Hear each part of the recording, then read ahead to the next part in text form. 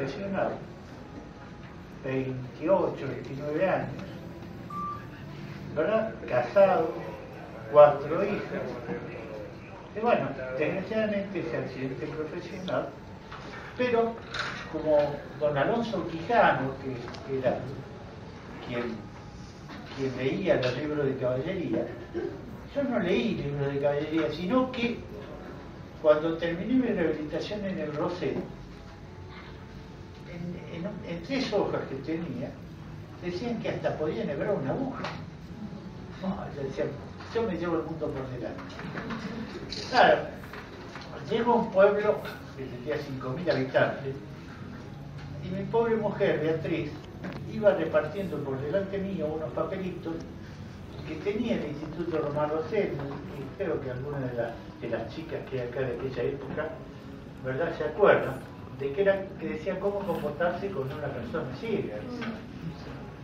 Y claro, Beatriz iba por delante mío, y resulta que después que miraban el papelito, yo llegaba y me abrazaban y lloraban. Ay, doctor, usted es ciego. Y algún gallego bruto me pasaba la mano por delante. Pero es cierto, doctor, que está ciego. Yo todo contento, digo, me lleva el mundo por delante. Yo tenía veterinaria, yo trabajaba en el campo. Lo primero que me pasa es que tengo que vender la veterinaria porque quería tener un profesor, un muchacho joven veterinario, y le digo, mirá, yo puedo quedarme acá en la veterinaria, vos salir al campo y bueno, vemos cómo compartimos. Y el padre me dice, mire doctor, las medias son para los pies. ¿Verdad? O sea que el negocio de las medias para los pies. Un cachetazo lindo, ¿verdad? De otro cliente que trabajaba mucho en el campo. Y le digo, mirá, yo creo que tanto puedo hacer, algo puedo hacer en el campo, buena jubilación y quédate tranquilo en tu casa. 31 años, 4 hijos, ¿verdad? Con todos los papelitos. Le puedo asegurar que me pasé 6 meses pensando cualquier estupidez. Pero de la estupidez grosa, no de la chiquitina, de la grosa.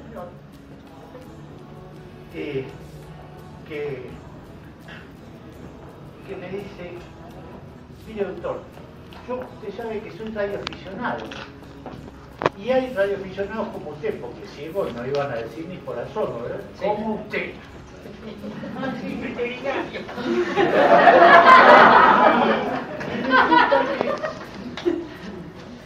Pero bueno, ¿y cómo es eso? Entonces ahí empecé a salir de mi casa, empecé a sacarme un poco los cocodrilos de la cabeza. Yo me relacioné con el mundo y a fin del año 77, 78, me llama un veterinario que había sido profesor mío. Y me dice, Emiliano, yo considero que vos sos un tipo capaz, dice, y quiero que vengas conmigo a la cátedra donde yo voy a estar. Digo, pero doctor, ¿usted cree? Yo creo que vos podés. Bueno, con Beatriz fuimos a ver, que le había conseguido una palanca, porque si no, no se podía.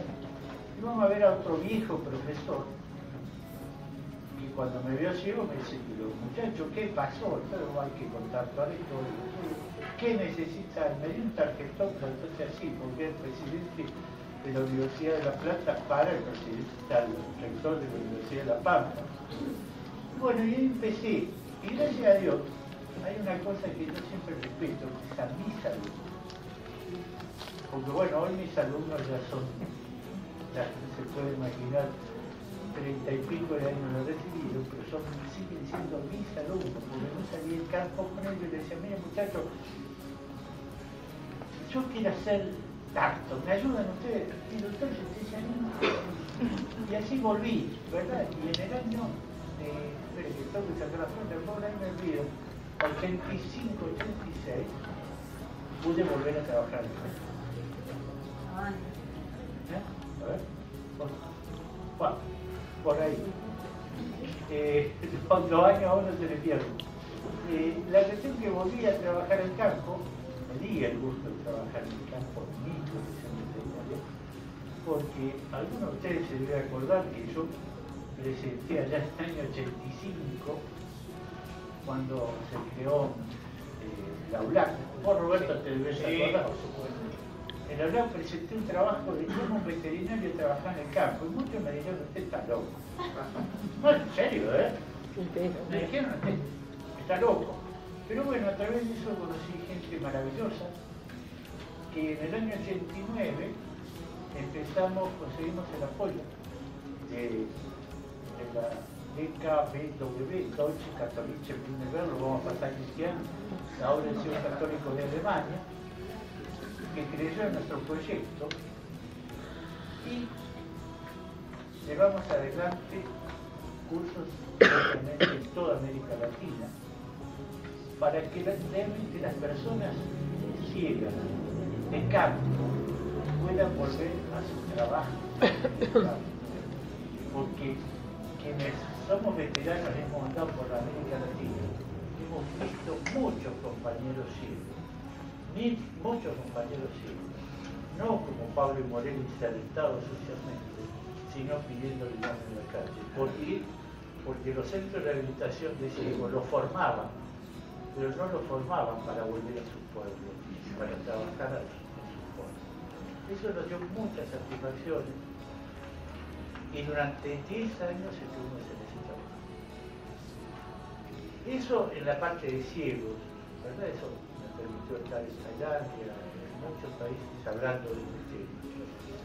Y después, en el año 86 y 89, nos dedicamos a un tema, porque un día dijimos en la cátedra de epidemiología y salud pública, donde yo estaba en la universidad, si yo estoy ciego por un accidente profesional, ¿qué es lo que pasa con nosotros veterinarios? Y ahí descubrimos que nuestra profesión veterinaria es la profesión de más alto riesgo. Y ahí empezar... ¿El accidente que tuvo fue ejerciendo como veterinario? Sí, ejerciendo como... ¿Y no puede especificar qué tipo de accidente? Sí, cómo no. Haciendo una operación cesárea, me salta líquido, lo que se llama líquido peritoneal, el líquido que está en el peritoneo, a la vista. Desgraciadamente la vaca tenía una tuberculosis generalizada, eso me produjo un proceso autoinmune, porque tenía que no le dieron pastillas antibióticas. En esos años que estuvimos investigando este tema, vimos que nuestra profesión, el 40% de los veterinarios que trabajan con grandes animales adquiere brucelosis, que el lucro cesante por nuestra profesión, cuando el normal es de 14 días, el nuestro es de 47 días de cesación de trabajo, que cuando un veterinario, cuando una persona normal tiene una posibilidad más o menos de 10 en 10.000, un veterinario tiene 18.000 veces posibilidades de adquirir brucelosis. Bueno, eso también me llevó con este bastón blanco, a andar por todo el mundo dando chavos. Mi pobre mujer que me acompañaba tenía que escuchar, y bueno, muchas veces hemos llorado juntos, de ver la impotencia en la cual te encontrás. Y en una universidad que no es fácil. Yo tuve que esperar casi 10 años por la sobreprotección de que no querían llamar a concurso mi cargo. Decir, no, mira, quédate tranquilo, que tu cargo no se va a tocar, hasta que no me tocaba un decano con, perdón para lo decir, porque hago el clásico símbolo loquito, que te decía, usted no concursó, doctor, tiene que bajar de categoría. Bueno, hasta que logré concursar, logré que llamaran a un concurso y tuve el orgullo de tener la máxima calificación en el concurso. Entonces yo escribí en el pizarrón, ¿verdad? Después que termino el concurso, ¿verdad? sea, es lo más estresante que a uno le puede pasar un concurso universitario, porque tiene que dar un examen oral. Y me habían preparado las chicas de la escuela de ciego, me habían preparado todo en braille y con transparencia. ¿Qué carajo de transparencia? Cuando empecé a dar la charla, empecé con el viejo método de escribir en el pizarrón. Y cuando termino de dar mi clase, me llama el jurado, que eran 4 monstruos de la materia, y yo digo, qué macana ahora, ¿para qué me llamarán? Disculpen el lenguaje grosero por ahí, pero uno de los profesores me dice, Emiliano, acá el jurado tiene que hacerle una pregunta. Sí, doctor, ¿qué pasa? Dice, ¿cómo carajo hace usted para escribir en el pizarrón? Claro, la verdad. Y bueno, pero, o sea, y eso me ha llevado, ¿verdad? Hoy, acá Pablo dijo de que me entregaron hace poco tiempo el premio a la trayectoria, ¿verdad? Bueno, es gracias al esfuerzo que he tenido atrás, porque dice que atrás de un hombre hay una gran mujer.